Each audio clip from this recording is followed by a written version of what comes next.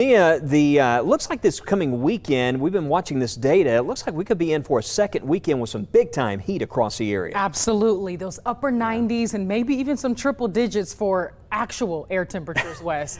Yes, we got the heat. We got a lot happening in the tropics. And let's go right to it here because we do have some conditions that are going downhill on the coast. The water's closed today. Double red flags there because of the strong easterly flow. Notice the winds there gusting 24 miles per hour at Gulf Shores. Our first alert sky vision. We're also seeing that tropical activity down over the southern Gulf, but the Gulf certainly, the rough surf is an impact, not just for Gulf Shores, but let's take you live to Panama City at this time and check out the view as we go further to the east there. You can see all the way over to Casa Loma there, one of the beach cams there at Panama City Beach, 89 degrees, but also double red flags. So Destin, Santa Rosa, the 38 corridor, all the way over, you go to Pensacola places there, folks traveling, visiting for this week. Yeah, conditions going downhill. Still looks like a rough rip current risk there for tomorrow as well, but the high surf is going to be an issue. Winds quite gusty, and that easterly flow not only along the coast but all across Alabama, the southeast, where we're currently positioned around the base of an upper level ridge of high pressure, and what that's doing is going to drive all that tropical energy back to the west direction. That's why most of the rain is just being held back to the west right now because of that strong easterly flow, and it's going to guide this system back into parts of looks like Mexico, making a landfall early Thursday morning. As we look at the latest track on this, it's not a tropical storm Alberto just yet, but we expect it to possibly grow into the first named tropical storm of the season. But there are other areas that we are watching here, and as we go in for a closer look at this, if you look at the tropical outlook, just to kind of break this down, there's the system we're watching, but there's actually the chance we could see a second system develop later this week in this same region. So by the weekend, there's a chance we could end up with still some choppy waters there returning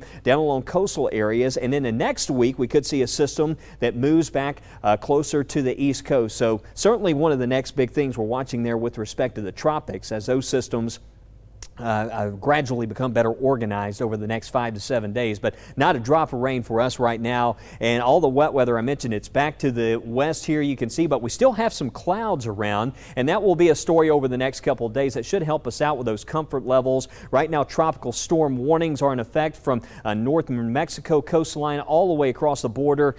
Corpus Christi there near the coast and close to Houston or just south of Houston there, but all that rain starting to wrap in. Could end up with over 7 inches of rain in parts of that region from this tropical system that's moving to the north. If we could just spread out that rain across the region, that would be a nice thing, but for us at least dry until next week. And we'll talk more about our rain chances coming up. But as this heat continues to ramp up across our area and across the country, groups are calling for FEMA to include extreme heat and wildfire smoke as major disasters. You would think that would be already included there, considering some of the incredible heat-related disasters we've certainly had and droughts around the country. But nearly 3 dozen labor unions and other health and environmental groups sent a 77-page petition on the matter to the agency this week, and they say an amendment to the Stafford Act would help bring federal emergency funds for areas that are impacted by the two. This comes as 17 uncontained wildfires are spreading through numerous states in the west. We've seen that around the Four Corners region,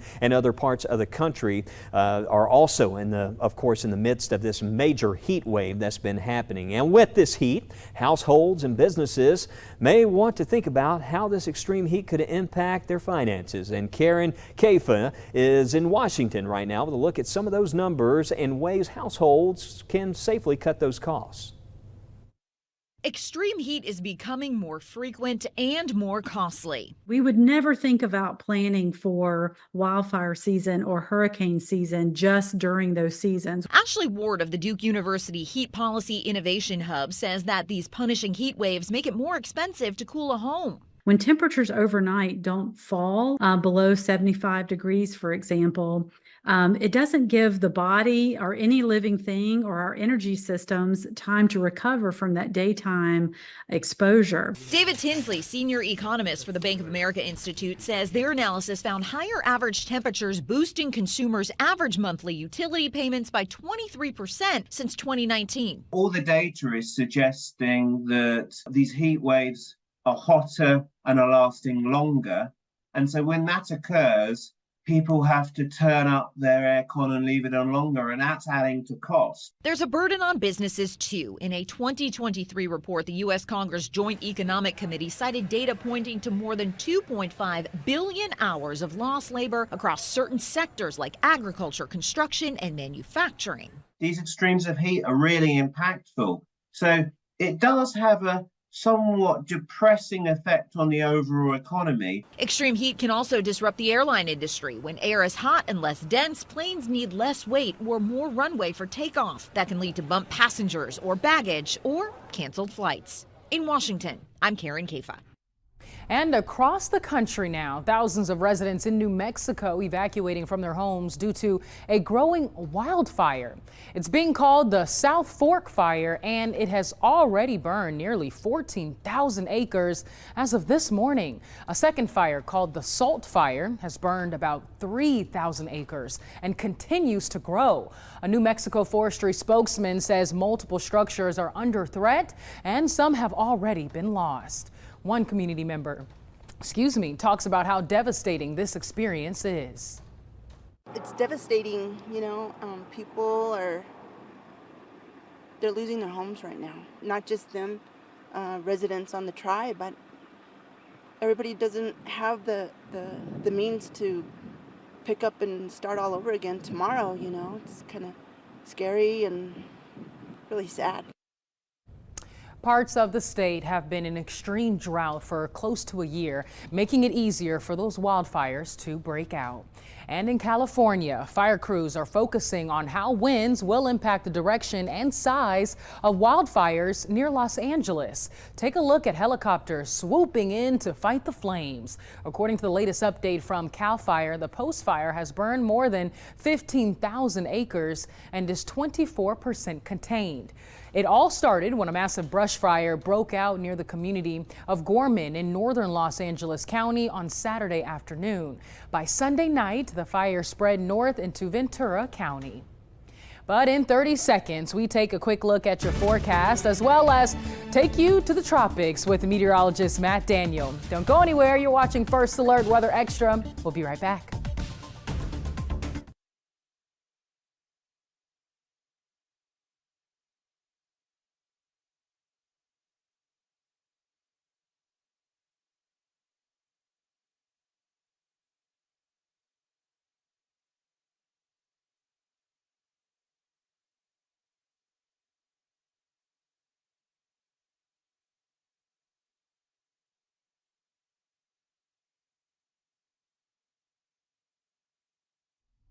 And welcome back to Weather Extra. Juneteenth holiday coming up tomorrow, and weather is going to be dry. Just some more clouds mixing in. We'll start out early morning. I think we'll see some 60s areas to the east and northeast. We had that nice little breeze. I was doing a little work in the yard today and really helped out in those shady areas. But you can see for the afternoon, highs right there close to 90. Not off the chart. Certainly an improvement over what happened this past weekend. But next weekend, this coming up weekend, I should say, we're going to see those temperatures back in the upper 90s again. So we got some hotter weather. It's going to really build in here over the next few days, but will we see any rainfall? That's a big question, and we'll talk about it coming up in your forecast.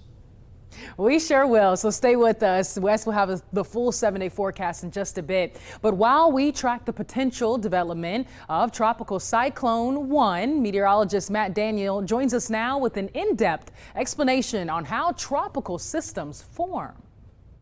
Well, we're in the hurricane season. Let's talk about how tropical systems develop. First of all, you got to have a tropical wave.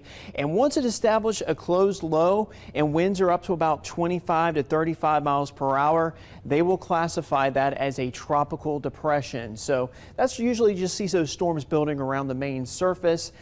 Usually with tropical depressions, wind's not the concern. It's just the rain. You can get a lot of moisture flooding, can be a big concern. Once it starts to organize more, and winds are greater than 38 miles per hour, it becomes a tropical storm, and that's when it officially receives a name. So you just got that rising air continues to intensify, building those storms near the center. And of course, when it comes to a tropical storm or greater, you have to worry about the right quadrant. Sometimes you can get some spin up tornadoes if they're making landfall, and once again, heavy rainfall as well. And then they can become hurricanes when those wind speeds are sustained right around 74 miles per hour or greater. It becomes a hurricane. So you get very strong rising air near the center of the storm. That's when the eye begins to form. And of course, when you see a well-defined eye, that's indication that it's getting stronger and better organized. And of course, we use the Saffir-Simpson scale, a 1 through 5, 5 being the worst. And of course, once it becomes a major hurricane, that means winds are greater than 111 miles per hour, becoming a Cat 3 or greater. And that's when you're going to have devastating to catastrophic damage based off wherever it moves and where it makes landfall. So let's talk about the Saffir-Simpson scale. And of course, a Category 1, you got those wind speeds of 74 miles per hour up to 95. And so you can get some wind damage, you can get some roof issues, trees going down, some signs and stuff falling around. You can also get some minor storm surge, but when you hit Category 2, the storm surge becomes a little bit greater and you're going to get more wind damage. And then you got to really worry about it once it becomes a major hurricane, because that storm surge threat intensifies even more. Winds at a Category 3, 111 to 129 miles per hour. And if winds hit 130 or greater, it becomes a Category 4. And that's when the damage becomes more widespread, becoming more catastrophic with a significant storm surge and a lot of wind. And when you hit a Category 5, that means winds are greater than 157. And you might see houses completely destroyed and gone, and that storm surge can be quite significant, of 20 to 30 feet, completely flooding coastal regions. So that's a look at the Saffir-Simpson scale and how tropical systems form. It's going to be a long season, and we'll be here on your side tracking them. We sure will. Thanks, Matt. But still ahead on First Alert Weather Extra, we continue to talk about the heat for the rest of your week as we head into the first day of summer. Plus, we're going to take you beyond the 7-day when we can see our next chance for some much needed rain. Stay with us. You're watching First Alert Weather Extra, and we'll be right back.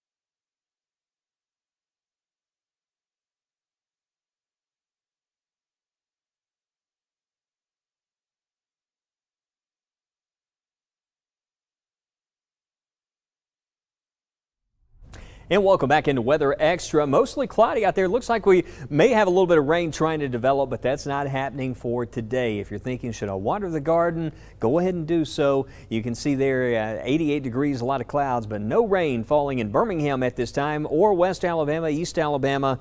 We're still dry, showing 87 there at Montevallo. And the temperatures, for the most part, this afternoon, we've seen a lot of 80s out there. At least that heat kind of backing off a little bit, and the moisture levels are really going to back off. You'll notice it at night, early mornings, a slight drop off in that humidity as we head into the next couple days. The holiday tomorrow looks like we'll start out with morning lows possibly as low as 65 degrees. Some of the areas to the far north and east. Look at Center showing 67 there. Places like Mentone, Fort Payne, and over towards Boaz. I think 3 o'clock tomorrow afternoon, a very similar temperature pattern for us tomorrow. Maybe even a little bit drier, and see that wind out of the east at 10 miles per hour, so that breeze will come back. Right now, we're seeing this easterly flow. We have high pressure centered north of us, an upper level ridge, and all this flow is around the base of that ridge, and that's what's keeping all that tropical moisture locked in down across the Gulf of Mexico, or at least over the western Gulf at this time. But this pattern won't change much over the next few days, which means we will stay dry right on through Thursday,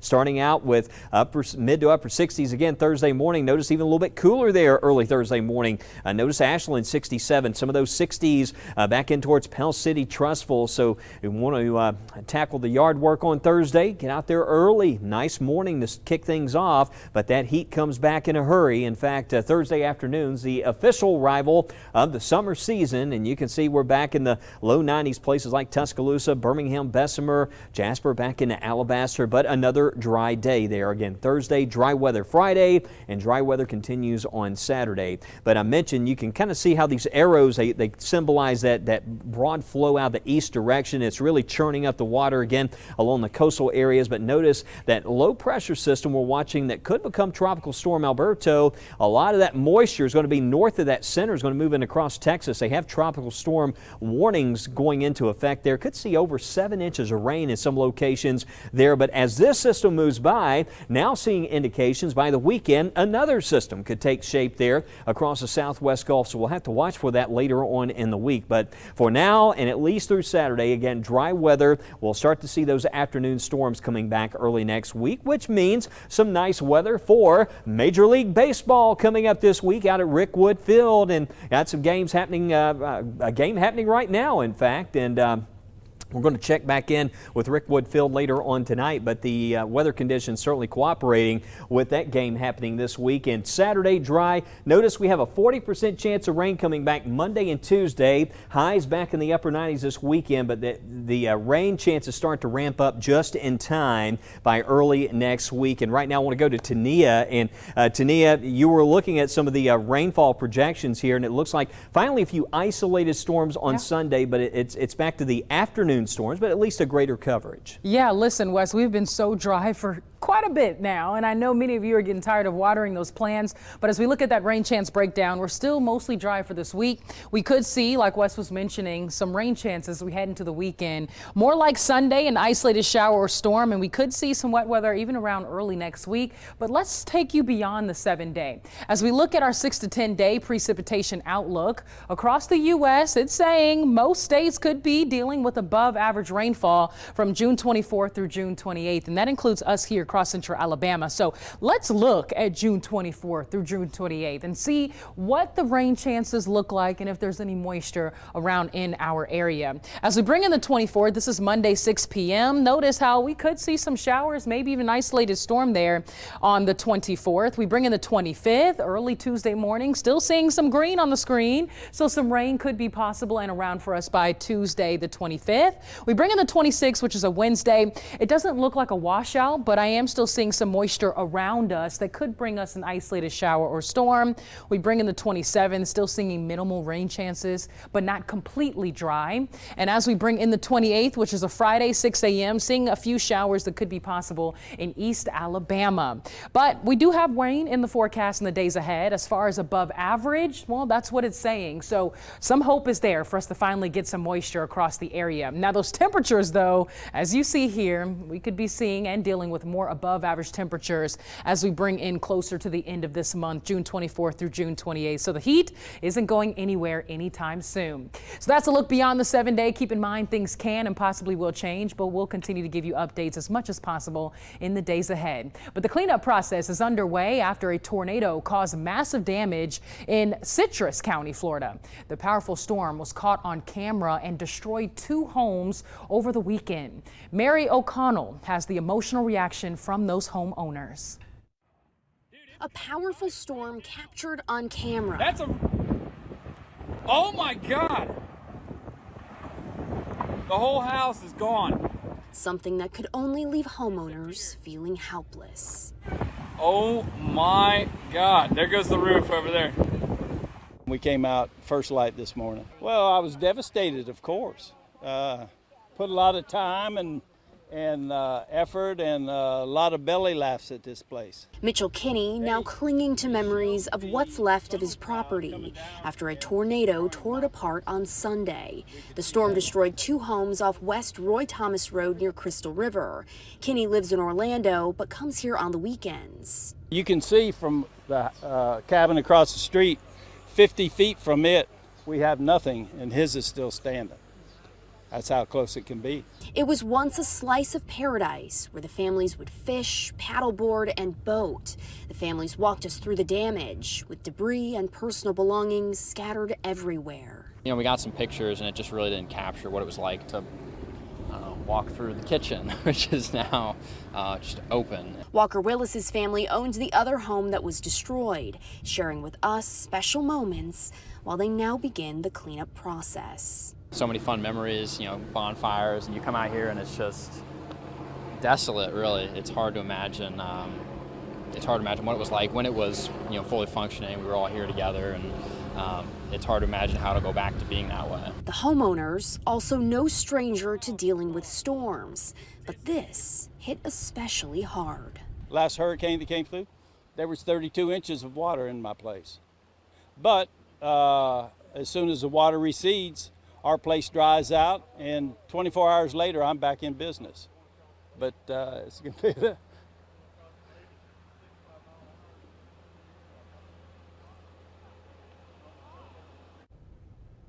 Well, you're watching First Alert Weather Extra. Don't go anywhere. We have some of your viewer photos to share right here after the break. We'll be right back.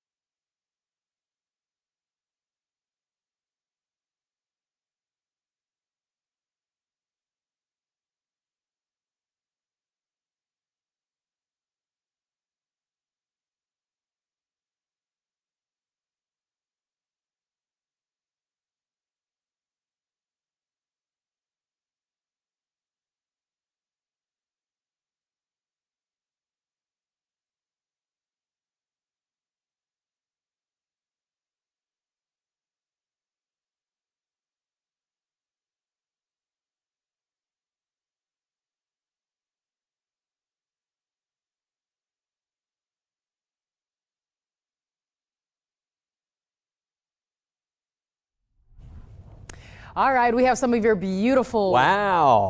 Look, I couldn't even get it out. Yeah. Wes was like, that's gorgeous. It absolutely is. Wes, that's a sunset picture in Raglan from Josh Burnham. And this one is from Doug, a sunset out at Chelsea Park Ridge. Beautiful picture there. So we go from St. Clair County to Shelby County all around. And how about Cindy in Double Springs sharing this view? These all coming in from the First Alert Weather app. And Barbara in, let's see, where in Bluff Park. Okay, Barbara McKay Casso there in the Bluff Park area. I think I know what day they were sending in these sunset pictures, Wes. I caught this sunset. It is beautiful. This was, I believe, like Sunday night. Well, and let me tell you something. When you start seeing and hearing these rumblings about a tropical system in the Gulf, you just see it so many times around here. There's something about when you start to get that layer of clouds that moves in, some of that tropical moisture, it makes for those lovely, I like to call it cotton candy skies. Yes. You know? Oh, we need more of those this week. So hopefully that's not it. And if you catch a beautiful sunset like tonight, be sure to send in your photo to the WBRC First Alert Weather app. Yeah, a lot of clouds out there right now, but very dry conditions here over the next few days, which, hey, if you've got the day off tomorrow, enjoying some off time this week, not too bad. Just need to keep a watch on what's happening. Speaking of the tropics, we'll have more updates on that system we're monitoring at 9. Yeah, tonight at 9. We'll see you guys then. Have a wonderful evening.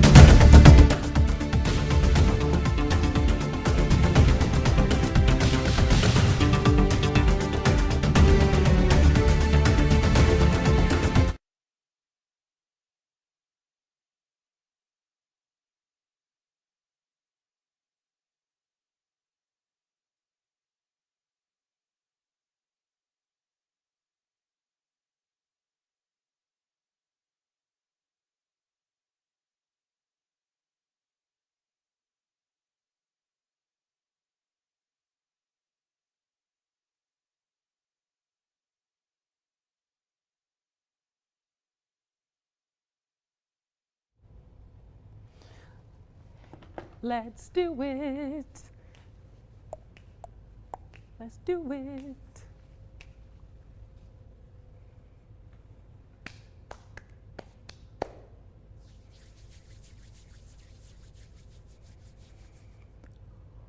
Let me know where you're at. Ooh, excuse me.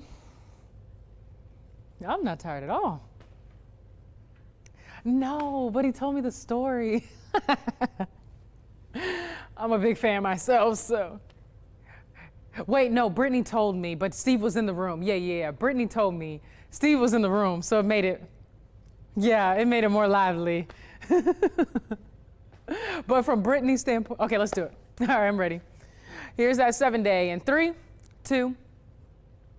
Hey there, everyone. First Alert meteorologist Tania Michelle here with that 7-day forecast. We're watching mostly dry conditions for your work week. We will see a few clouds out and about, holding anywhere from partly cloudy to mostly cloudy skies at times. I do think by Friday we could see a lot more sunshine, but by this weekend, the heat is cranking up for us. We'll see highs returning in the mid to upper 90s, maybe even some triple digits, so giving you a first alert for the heat back in the forecast. Overnight temperatures stay pretty comfortable, cooling off into the 70s. And then we have some more unsettled weather around as we bring in next week. We're tracking a few showers and storms next Monday and Tuesday. But as you look ahead for most of this week, notice it's dry. We bring in dry conditions for Juneteenth and the first day of summer on Thursday. If you want more forecast updates, don't hesitate to download the WBRC First Alert Weather app. You can also check into your local newscasts right here on WBRC Fox 6 News.